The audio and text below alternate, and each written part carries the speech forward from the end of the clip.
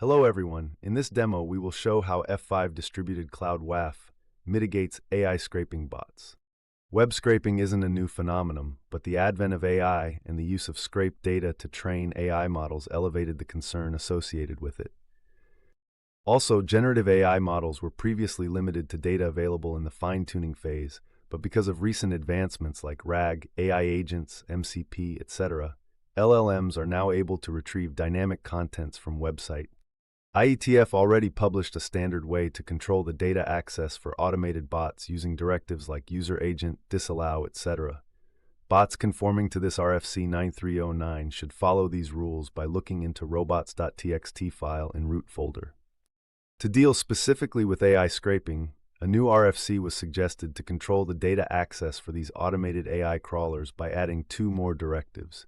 Disallow AI training, which prohibits data access, and allow AI training directive permits data fetching.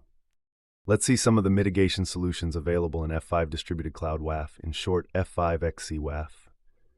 For today's demo, we will focus on these 5 solutions. Let's dive into each solution one by one. First solution focuses on preventing bots, which follows these new AI directives. For this demo, we are using the Python Scrapy library, which allows users to customize the existing code. As you can see in this settings file, we can update fields to modify user agents, follow robots rules, etc. Scrapy uses Protego as default parser, and by adding our new directives, we can direct Scrapy to use these new AI directives. This is a sample script we have written to extract title and response data from a web application page using Scrapy. Let's assume you want to use F5 Distributed Cloud WAF to control the generation of the robots.txt file. To enable F5XC to respond with the robots.txt file, we will create a direct response route, which is a way to specify the response F5XC will send back to the client. In this case, we will specify the contents of the robots.txt file and add the new disallow AI training directive. So let's see the load balancer route configuration. Note the second route, which is used for accessing all other web resources. First route is used to respond data for the robots.txt file content to allow or disallow AI training as part of direct response body.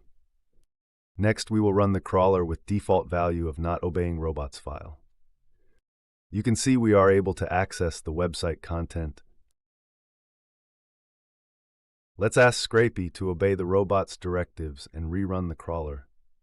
As shown, the requested is restricted. We can also modify the robot's directives to allow data to be scraped for AI training purposes by changing disallow AI training directive to allow AI training. Crawlers which are not supporting these new AI directives but still obey the RFC 9309 can be mitigated using disallow directive in response. Let's see in action.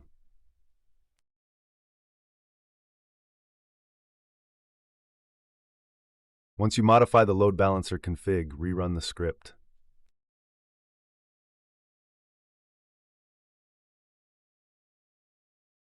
Request will download or blocked as per robots obey field.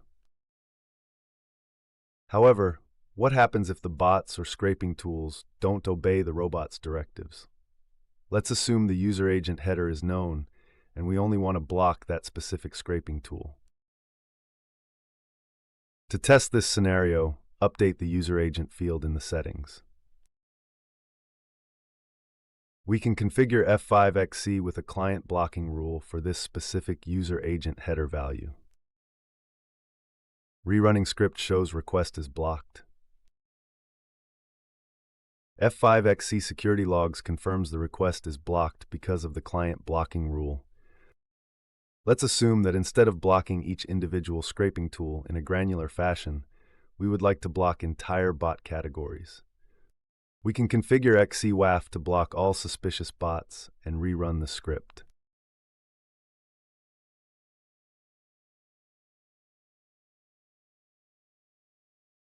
As expected, the request is rejected by XC-WAF.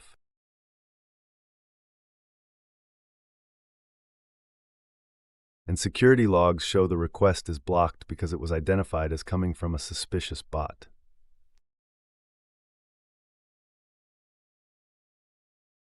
We can also create a service policy with combination of TLS fingerprint and user agent header to block bots that try to masquerade their user agent header by pretending to be a legitimate client.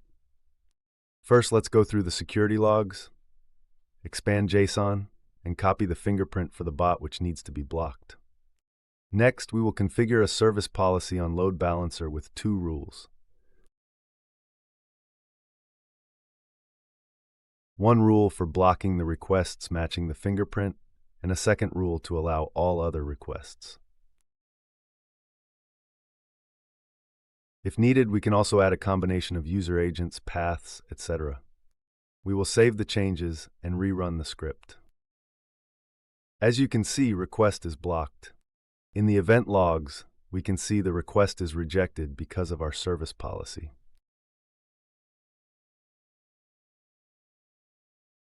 To conclude, we have demonstrated different ways to block AI scraping bots using F5 Distributed Cloud WAF.